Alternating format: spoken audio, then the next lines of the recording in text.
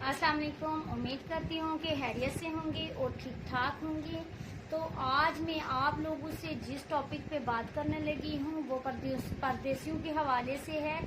तो मेरी आप लोगों से गुजारिश है कि जब भी अगर आप किसी परदेसी के बारे में आपको खबर मिलती है कि उसकी मौत के बारे में, तो प्लीज़ आप लोगों से रिक्वेस्ट है कि आप फ़ौरन सोशल मीडिया पे अपलोड मत किया करें, क्योंकि आपको पता है कि जो आउट ऑफ कंट्री होते हैं तो वहाँ से लाने के लिए, डेड बॉडी लाने के लिए काफ़ी इंतज़ाम करने पड़ते हैं। तो कागजात वगैरह तैयार करने में काफ़ी टाइम लगता है। तो आप खुद सोचें कि तब तक उनके घर वालों पर क्या गुजरती होगी।